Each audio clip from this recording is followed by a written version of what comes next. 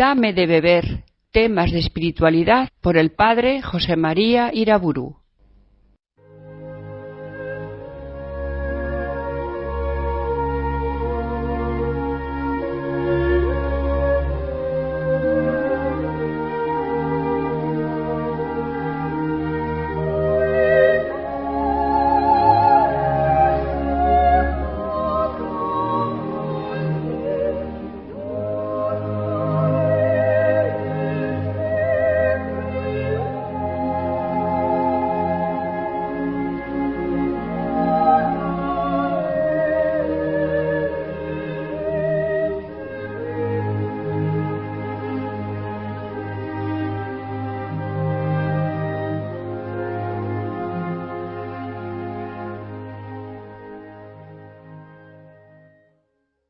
En el nombre del Padre, del Hijo y del Espíritu Santo.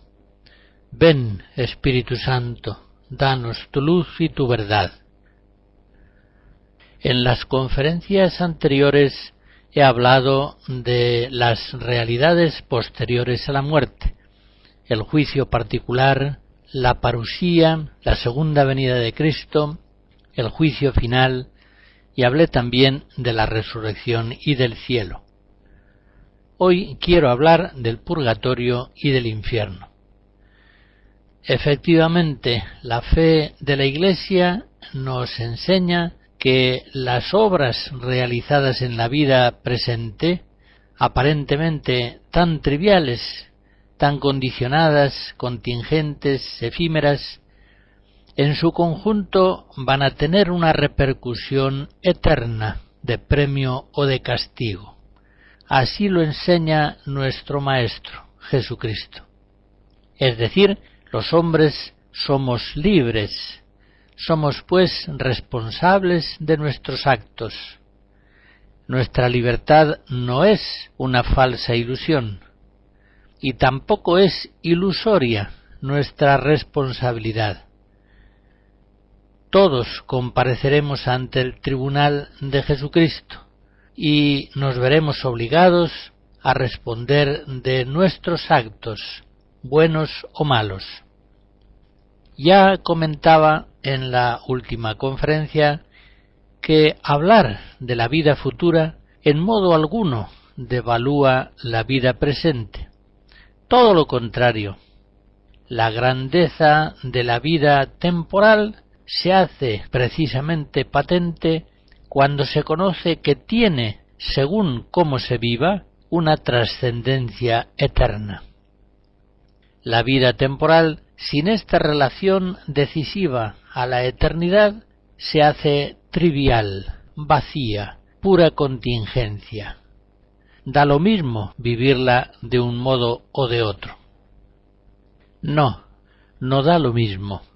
La Iglesia en el Catecismo, en el número 1023, nos enseña la fe católica, que cada hombre después de morir recibe en su alma inmortal su retribución eterna, en un juicio particular que refiere su vida a Cristo, bien a través de una purificación, lo que es el purgatorio, bien para entrar inmediatamente en la bienaventuranza del cielo, bien para condenarse inmediatamente para siempre en el infierno. Consideremos en primer lugar lo que nos enseña la Iglesia sobre el purgatorio. En el número 1030 del Catecismo nos dice que los que mueren en la gracia y en la amistad de Dios, pero imperfectamente purificados, aunque están ya seguros de su eterna salvación, sufren después de su muerte una purificación, a fin de obtener la santidad necesaria para entrar en la alegría del cielo. Y en el número siguiente, la Iglesia llama purgatorio, podríamos traducir purificatorio, a esta purificación final de los elegidos, que es completamente distinta del castigo de los condenados. ¿Cuántas veces, absortos en las realidades presentes que acaparan nuestra atención, nos olvidamos de estas realidades últimas? Si las tuviéramos más presentes, nuestra vida temporal iría adelante, mucho más derecha, por el camino del Evangelio. Concretamente, el pensamiento del purgatorio nos hace conscientes de que nuestros pecados actuales, esos pecados concretamente que una y otra vez reiteramos porque no les damos mayor importancia, nos están mereciendo más purgatorio si no hacemos de ellos antes de la muerte una penitencia suficiente. La purificación de nuestros pecados en la vida presente la realizamos con la ayuda de la gracia mediante actos nuestros, obras meritorias, mientras que la purificación última del purgatorio será plenamente pasiva. Es Dios el que, con su amor misericordioso, seguirá sanándonos con su acción benéfica, purificándonos de toda huella de pecado y disponiéndonos así para la perfecta unión con Él, para la visión beatífica. Pero esa purificación del purgatorio por parte nuestra será absolutamente pasiva. No colaboramos con obras meritorias en la purificación que obra Dios en nosotros, sino que padecemos las penas del purgatorio en una forma totalmente pasiva. Hay, sin embargo, en las benditas almas del purgatorio una amorosa y fidelísima aceptación voluntaria de aquellos castigos purificativos que le están siendo impuestos por el amor de Dios. Los santos, ya en la vida presente, han tenido una conciencia vivísima de cómo el pecado en nosotros nos dificulta la plena unión con Dios, y por eso los propios pecados han sido para los santos su mayor dolor. Santa Margarita María de Alacoque, en el número 61 de su autobiografía, dice: como la santidad del Señor no puede sufrir la más pequeña mancha, y Él me hace notar la más ligera imperfección, yo no podía soportar ninguna falta en que hubiera algo, aunque poco, de voluntad propia o de negligencia. Y como por otra parte soy tan imperfecta y miserable que cometo muchas faltas, si bien involuntarias, confieso que me es un tormento insoportable comparecer delante de esta santidad del Señor cuando he sido infiel en alguna cosa, y no hay suplicio al cual no me entregase antes que sufrir la presencia de este Dios santo cuando está manchada mi alma con alguna culpa. Me sería 1000 veces más grato arrojarme en un horno ardiente. Cuanto más el santo ama a Dios, cuanto más contempla la santidad divina, más le duelen sus propias culpas. y ese es un dolor sumamente purificativo. Santa Catalina de Génova, hacia el año 1500, en su tratado sobre el purgatorio, explica precisamente la naturaleza del purgatorio como el gran dolor que el alma ya salvada, tendiendo con todas sus fuerzas hacia Dios por el amor, ha de mantenerse, sin embargo, aún privada de la plena unión con Dios, porque las huellas negativas del pecado así se lo exigen. El alma, nos dice Santa Catalina, siente el deseo de verse purificada cuanto antes por el más fuerte fuego de las penas del purgatorio, es decir, de las llamas del amor divino. La tradición teológica suele distinguir en el purgatorio la pena de daño, que consiste en esa dilación temporal de la visión beatífica de Dios, y la pena de sentido. Pero aunque estas penas de sentido pueden ser muy grandes, según enseña, por ejemplo, Santo Tomás, todos los teólogos coinciden en afirmar que las benditas almas del purgatorio sufren especialísimamente por la pena de daño, porque no alcanzan la plena unión con Dios, siendo así que todo su amor está ya puesto en él. El canto gregoriano grandioso del Te Deum alegre nuestros corazones mientras consideramos estos graves temas del purgatorio y el infierno. En la medida en que contemplamos la santidad divina, en esa medida conocemos la gravedad de las miserias propias y, consecuentemente, en esa medida entendemos la necesidad de la purificación penitencial cumplida aquí en la tierra y, si todavía es necesaria, cumplida después de la muerte en el purgatorio. Como digo, son dos captaciones simultáneas, la de la santidad de Dios y la conciencia del propio pecado, con su consecuente necesidad de purificación. En el capítulo 6 de la profecía de Isaías vemos, por ejemplo, cómo es simultánea la visión de la santidad de Dios en toda su majestad y la conciencia de la propia condición de pecador. ¡Ay de mí, que soy un hombre de labios impuros! Estos mismos sentimientos los vemos en Santa Catalina de Siena. El beato Raimundo de Capua, dominico, su director espiritual, en la biografía que escribe sobre ella, la Leyenda Mayor, nos transmite fielmente el pensamiento de su dirigida Catalina. Ella decía así: un alma unida a Dios en matrimonio, cuanto más amor tiene para con Dios, tanto más santo odio tiene por sus propias miserias. Puesto que es difícil que no quede alguna raíz de culpa, por pequeña que sea, según aquellas palabras de San Juan, si dijéramos que no tenemos culpa, nos engañaríamos a nosotros mismos, y no habría verdad en nosotros. 1 Juan 1. Según esas palabras de San Juan, el alma comienza a tener un cierto disgusto por ella misma, del cual se origina ese odio santo y ese desprecio por sí misma, odio y desprecio que la defienden de las insidias del demonio y de los hombres. Ese odio santo os hará humildes y siempre os guardará en la humildad.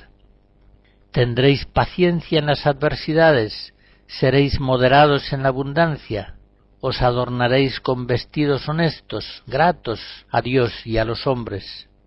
Cuidado, mucho cuidado con quien no tenga ese odio santo, porque donde falta reina necesariamente el amor propio, que es el pozo negro de todos los pecados, la raíz y la causa de todo pésimo afán.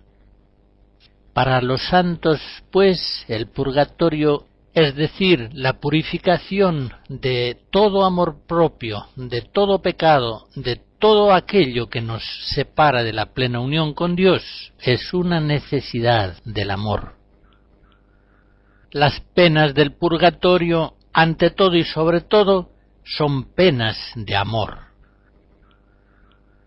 El amor exige esa purificación total que nos dispone, nos hace dignos y nos hace capaces de la unión plena con Dios. El pensamiento del purgatorio, a la luz de la fe, ha de darnos paciencia y alegría en las penas de la vida, sabiendo que ellas colaboran a la purificación de nuestros pecados y, en cierto modo podemos decir, disminuyen en nosotros la necesidad del purgatorio. Santa Teresa, hablando de sus penas, en el libro de la vida, capítulo 36, dice que me servirían de purgatorio. Y cuando ella veía los sufrimientos de otros enfermos, pobres, afligidos, decía, pasan aquí el purgatorio para no tenerle allá. Fundaciones 7.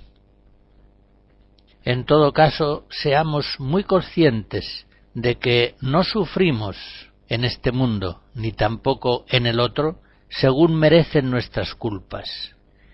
Hagamos nuestras las palabras del Salmo 102. El Señor no nos trata como merecen nuestros pecados, ni nos paga según nuestras culpas. Las penas purificativas de la vida presente y las penas del purgatorio son ciertamente muy inferiores a lo que merecerían en justicia estricta nuestras culpas. La misericordia infinita de Dios modera, por decirlo así, su infinita justicia. La Santa Madre Iglesia, por otra parte, nos anima continuamente a ayudar a los difuntos con nuestras oraciones y sacrificios. Al menos 2 veces cada día, la Santa Madre Iglesia nos hace recordar a sus hijos, los difuntos, en el memento de la Eucaristía y en la última de las preces de la oración litúrgica de las vísperas. Quiere la Iglesia que nuestra caridad eclesial se extienda no solamente a los vivos, sino también a los difuntos. En el Catecismo, en el número 1032, nos dice la Iglesia que esta enseñanza se apoya también en la práctica de la oración por los difuntos, de la que ya habla la Escritura, y cita un texto del libro segundo de Macabeos 12. Por eso mandó Judas Macabeo hacer este sacrificio expiatorio en favor de los muertos, para que quedaran liberados del pecado. Y sigue diciendo el Catecismo, desde los primeros tiempos la Iglesia ha honrado la memoria de los difuntos y ha ofrecido sufragios en su favor, en particular el sacrificio eucarístico, para que, una vez purificados, puedan llegar a la visión beatífica de Dios. La Iglesia recomienda también las limosnas, las indulgencias y las obras de penitencia ofrecidas en favor de los difuntos. Y cita el Catecismo una enseñanza de San Juan Crisóstomo, que dice así: llevémosles socorros y hagamos su conmemoración. Si los hijos de Job fueron purificados por el sacrificio de su padre, ¿por qué habríamos de dudar de que nuestras ofrendas por los muertos les lleven un cierto consuelo? No dudemos, pues, en socorrer a los que han partido y en ofrecer nuestras plegarias por ellos. Aquí sería cosa de recordar la enseñanza de Jesús en el Evangelio de San Lucas, capítulo 6. Tratad a los hombres de la manera en que vosotros queréis ser de ellos tratados. También un día nosotros necesitaremos la oración de nuestros hermanos para que obtengan de la misericordia divina el alivio y la abreviación de nuestras penas del purgatorio. Ayudar a los difuntos es una obra de caridad muy grata a Dios. Todos los santos han ayudado a las benditas almas del purgatorio. Santa Teresa de Jesús nos dice en el prólogo de las fundaciones que de sacar almas del purgatorio son tantas las gracias que en esto el Señor me ha hecho, que sería cansarme y cansar a quien lo leyese si las hubiera de decir. Santa Margarita María de Alacoque cuenta un caso impresionante en su autobiografía. Escribe: estando en presencia del Santísimo Sacramento el día de su fiesta, se presentó repentinamente ante mí una persona hecha toda fuego, cuyos ardores tan vivamente me penetraban que me parecía abrasarme con ella.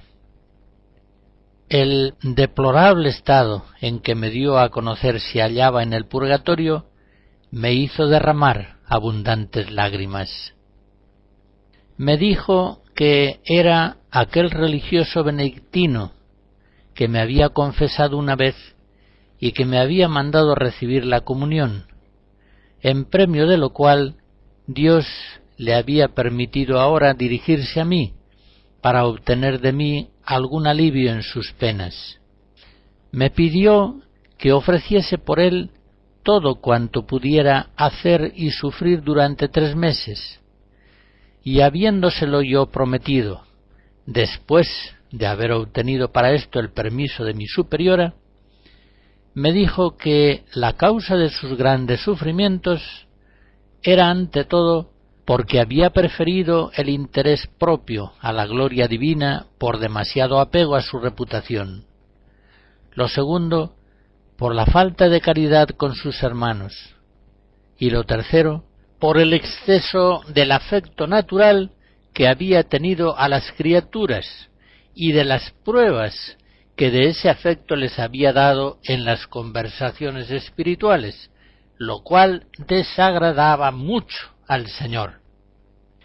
Muy difícil me sería poder explicar cuánto tuve que sufrir en estos 3 meses, porque no me abandonaba la visión de aquel benedictino un momento, y al lado donde él se hallaba me parecía verle hecho un fuego y con tan vivos dolores que me veía obligada a gemir y llorar casi continuamente.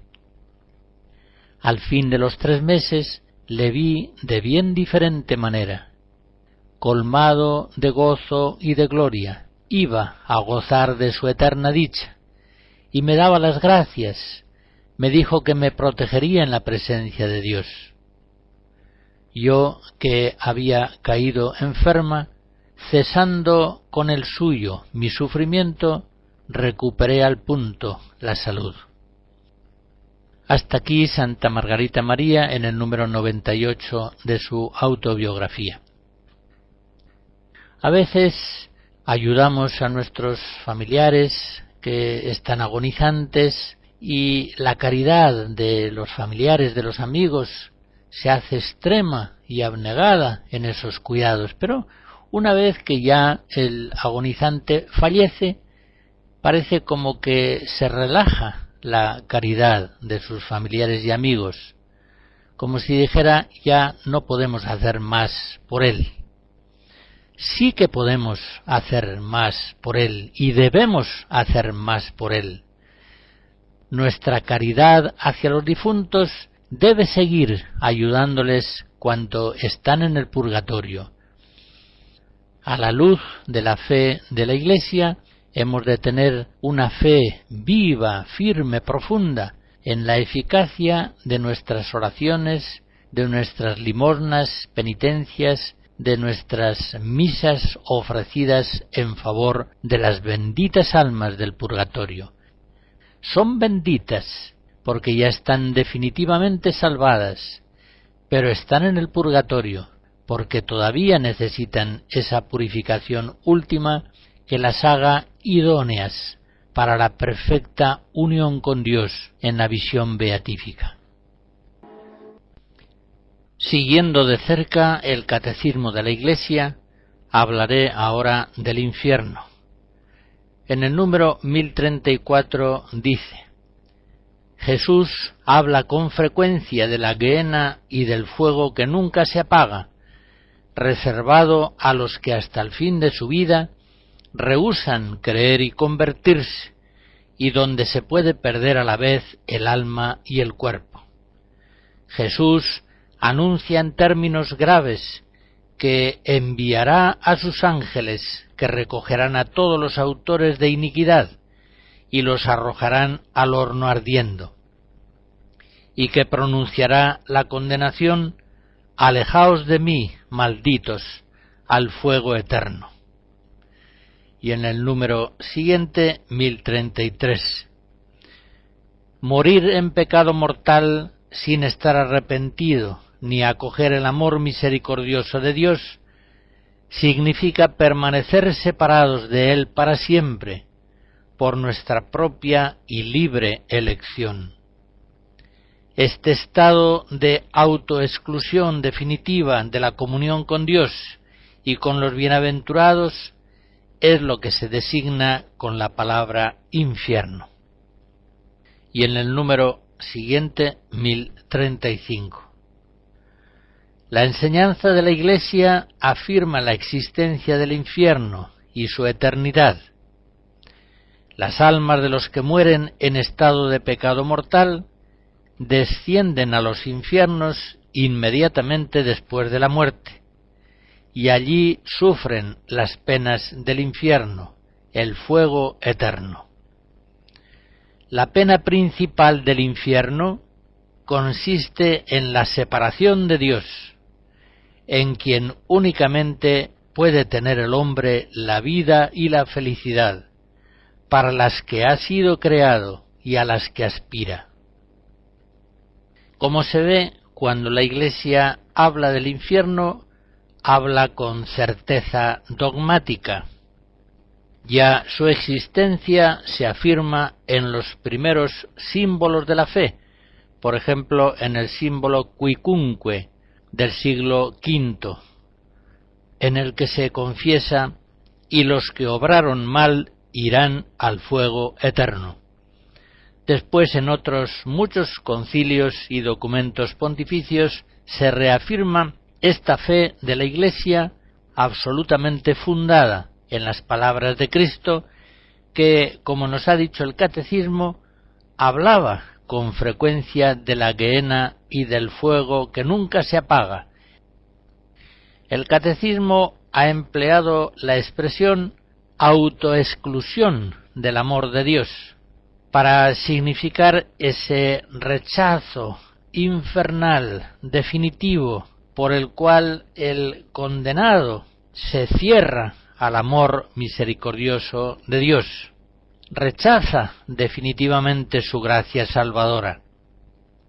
El cielo es el destino final de los justos que han muerto en la gracia de Dios, y el infierno el destino final de los pecadores que han muerto enemistados con Dios. El infierno es, pues, ese abismo tremendo en el que por toda la eternidad se ven aquellos que han rechazado definitivamente el amor de Dios. Nos ha dicho el Catecismo que Jesús en su predicación hablaba con frecuencia de la posibilidad del infierno. Planteaba siempre su mensaje, su buena noticia, con un trasfondo de salvación o de condenación. Puede decirse que esta dimensión soteriológica formaba parte integrante de la predicación de Jesús. Más aún, puede decirse que siempre que Jesús predicaba, lo hacía con ese trasfondo de salvación o condenación. Recorriendo los evangelios encontramos más de 50 textos explícitos, diversos, en los que Cristo anuncia la posibilidad real de salvación o de condenación.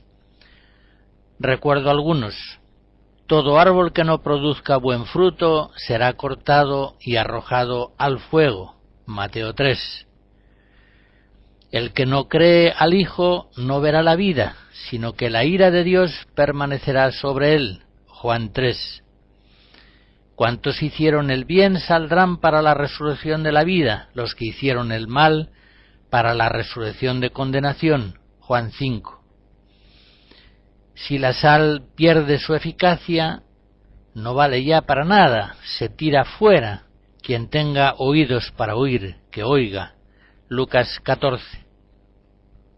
Si vuestra justicia no es mayor que la de escribas y fariseos, no entraréis en el reino de los cielos. Mateo 5.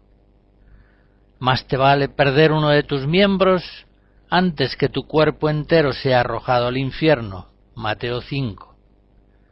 ¿Qué provecho saca uno con ganar el mundo entero si pierde su vida? Marcos 8.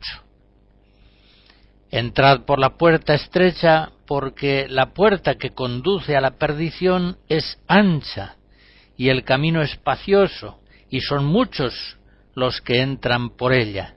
Mateo 7. No todo el que dice Señor, Señor, entrará en el reino de los cielos, sino aquel que hace la voluntad de mi Padre celestial. Muchos me dirán en aquel día, Señor, Señor, y yo les responderé, jamás os he conocido. Alejaos de mí, los que hicisteis el mal.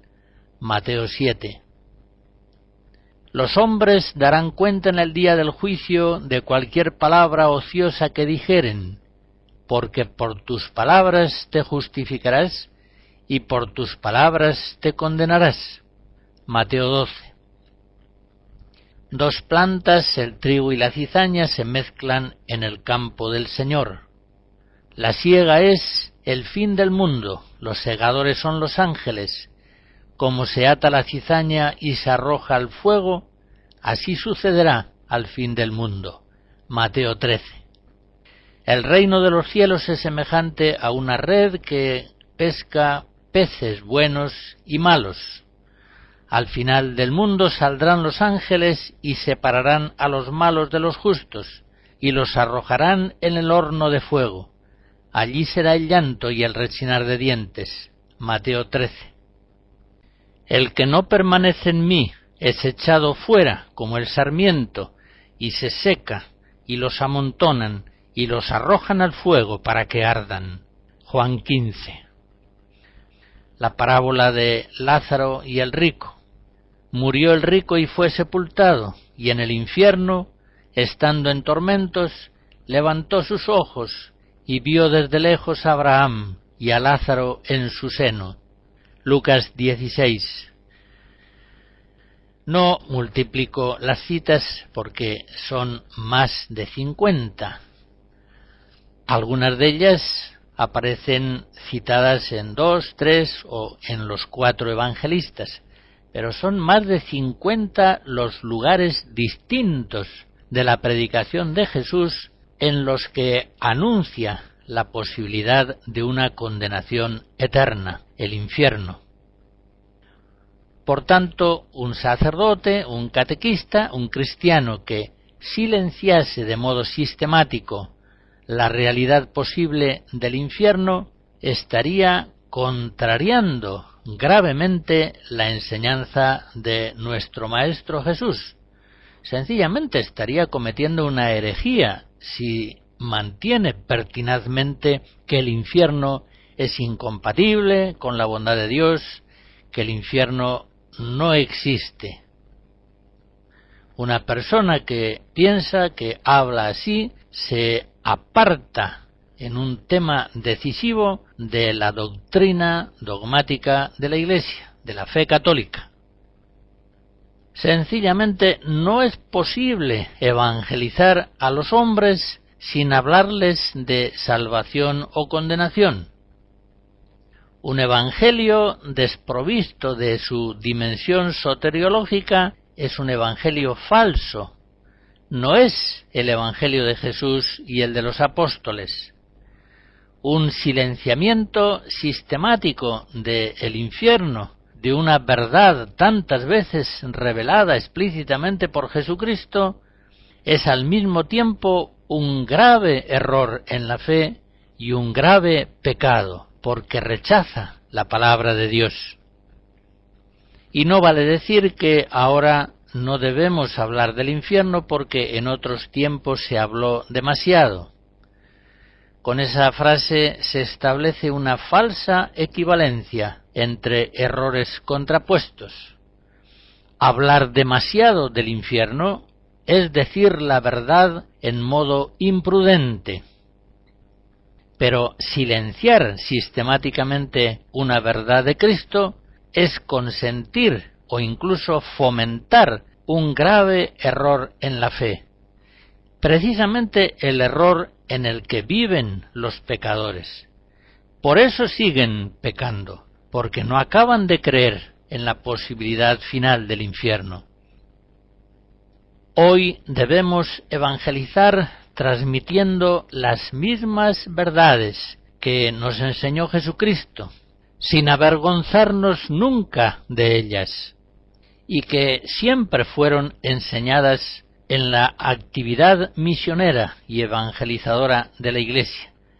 Pensemos en San Pablo, en San Ignacio, en los ejercicios, San Francisco de Javier, Santa Teresa de Jesús, San Francisco de Sales, San Luis María Griñón de Montfort, todos los grandes apóstoles de la historia de la Iglesia han predicado la buena noticia del Evangelio presentándolo como una oferta amorosa de salvación que Dios nos hace, pero como una oferta cuyo rechazo pecaminoso puede conducir a una condenación eterna, lo que llamamos el infierno.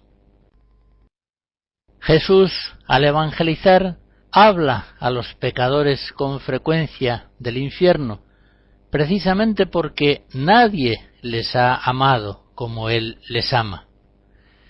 Él evangeliza a los pecadores avisándoles una y otra vez que no sigan pecando, que sepan que si no se convierten de sus malas obras van a perderse, no solamente en la vida presente, sino en la vida eterna. El amor que Cristo tiene a los pecadores le mueve a hablarles con insistencia, con fuerza, de esta realidad misteriosa y terrible del infierno. Los pecadores están en un tremendo error. Ellos piensan que pueden hacer de su vida lo que les venga en gana, sin que les vaya a sobrevenir ningún castigo irreparable, fuera de las penas que el pecado pueda traerles en la vida presente. Siempre que se obra mal puede tener consecuencias negativas en esta vida. Creen pues los pecadores que pueden gobernarse a sí mismos, rechazando toda sujeción moral al Señor y a sus mandamientos. Estiman que pueden robar este mundo al Creador, por decirlo así, y que pueden hacer del mundo y con él y en él lo que quieran. Lo mismo se trate de abortos, legalización de la homosexualidad, guerras, violencias, mentiras, robos, injusticias. Pueden hacer los males que sean sin que finalmente pase nada.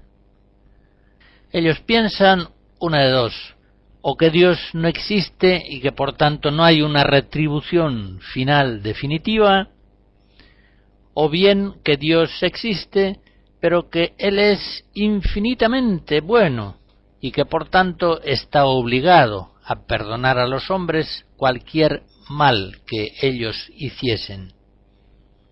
Y en esa creencia siguen pecando. Y el padre de la mentira, el diablo, se preocupa bien de mantenerles en ese error, porque es el camino ancho que les lleva al pecado y a la perdición.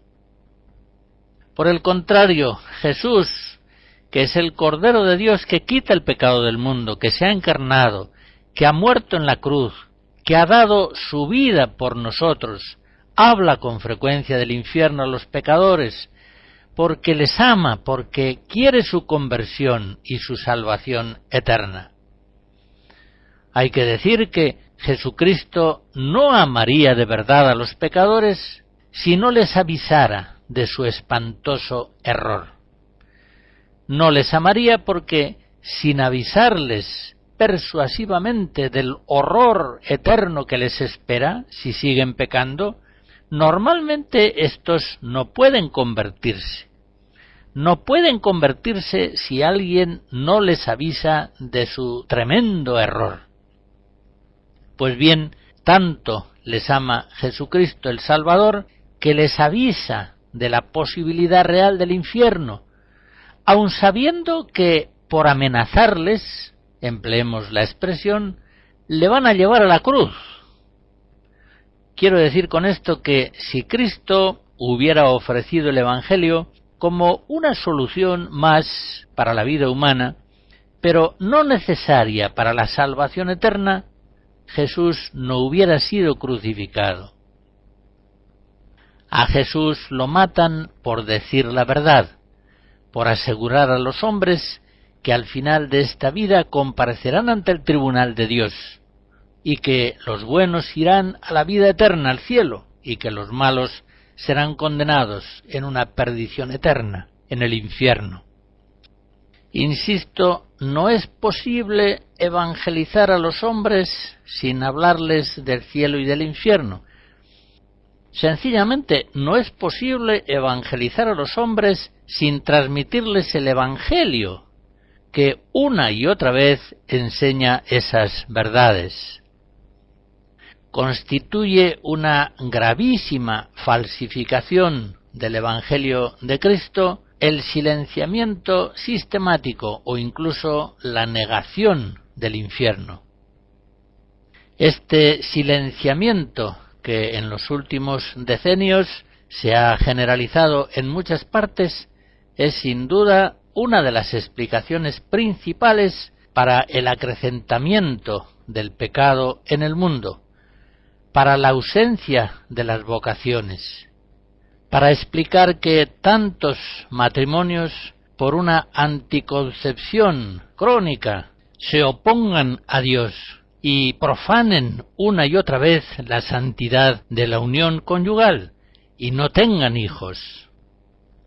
En fin, todos los males peores de la Iglesia y del mundo en el tiempo presente hallan una de sus explicaciones principales en esta falsificación del Evangelio, que consiste en negarle su dimensión soteriológica.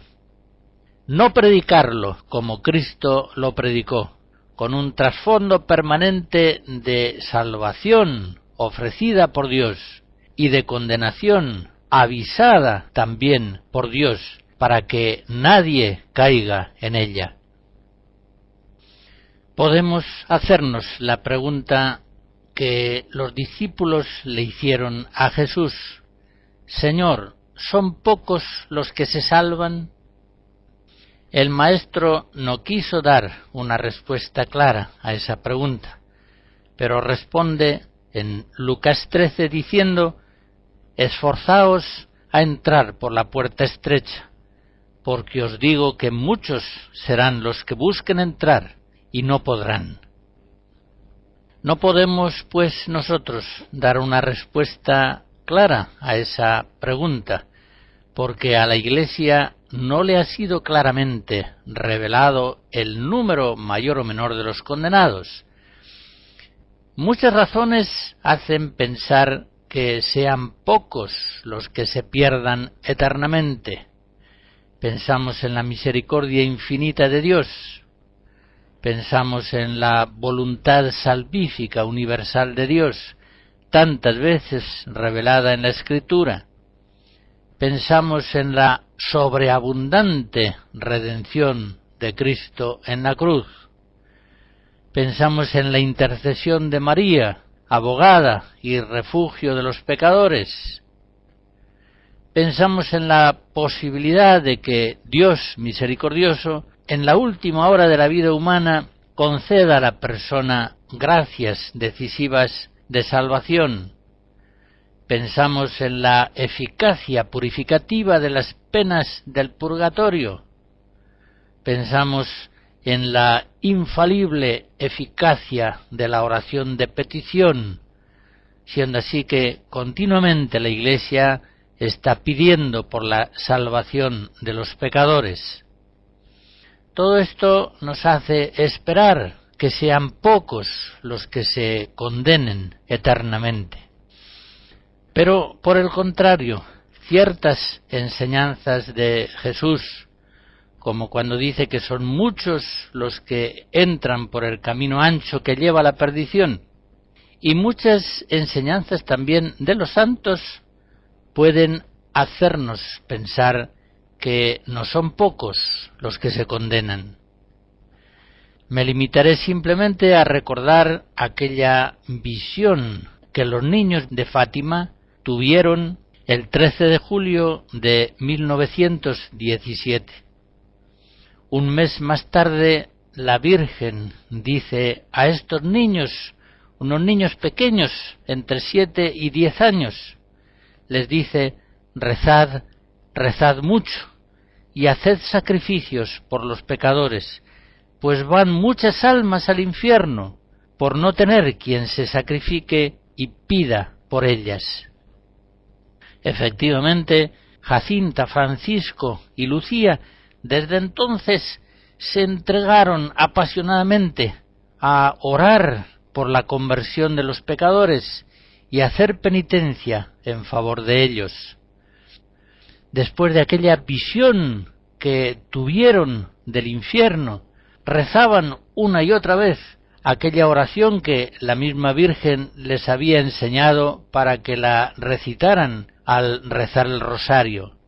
Oh Jesús mío, perdónanos, líbranos del fuego del infierno, lleva a todas las almas al cielo, principalmente las más necesitadas.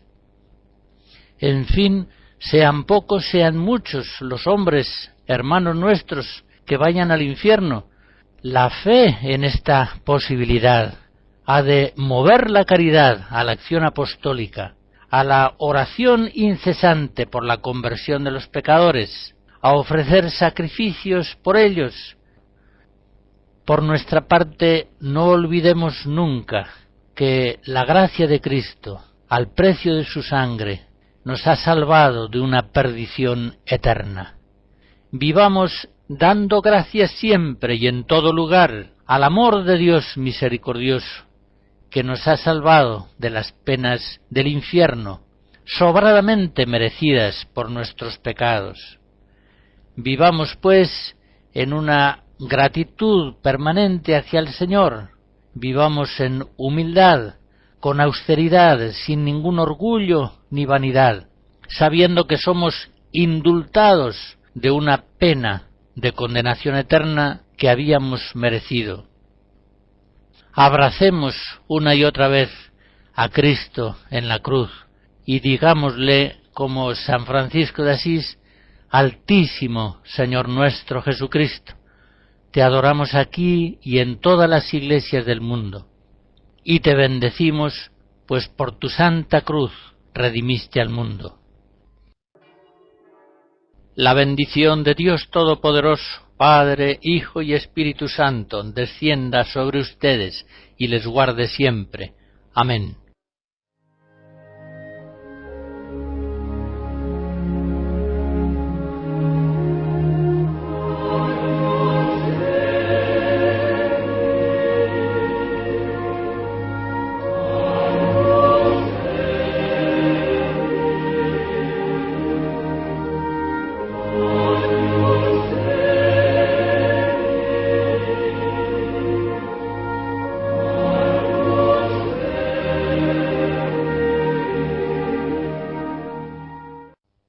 Hemos escuchado Dame de beber, temas de espiritualidad por el padre José María Iraburu.